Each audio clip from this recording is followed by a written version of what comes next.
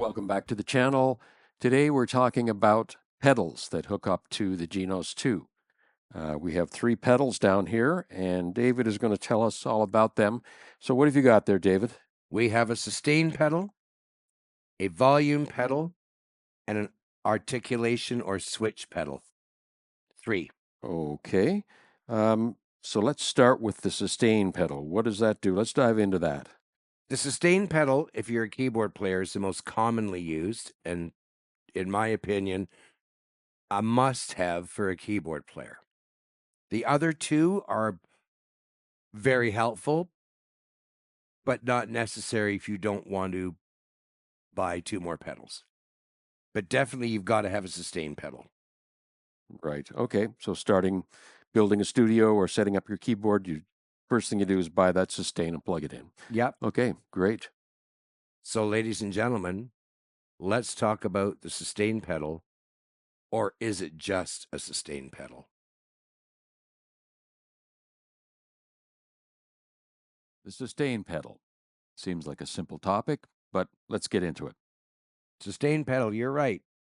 For keyboard players, whether it's a piano sound or any other kind of keyboard sound, you use sustain pedal, you hit the note, no sustain, sustain pedal down.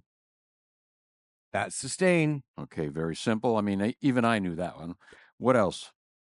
It does a lot of things. Let's go to the window and I will show you. All right, ladies and gentlemen, where it says sustain on foot pedal 1, that's where it's plugged into the back of the Genos in slot 1. If you hit sustain, there you go, Doug. Voice, registration, live control, chord loopers, style, multipad. That's only one section. So it will control everything on the Genos. It's massive. Do I? No. I basically just use sustain for sustain. But if you're playing, for instance, an organ sound, you could use sustain pedal for adding more vibrato to the organ sound, or change a registration button with the sustain pedal as a switch instead, that kind of stuff.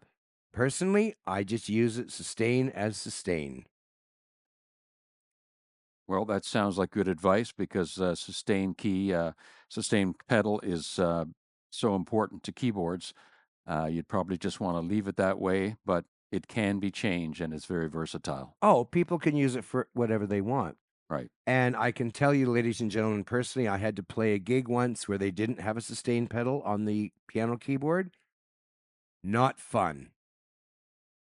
We should have done a video on that, Doug. That would have been a good comedy. All right. Next up is going to be the volume pedal. So stay tuned.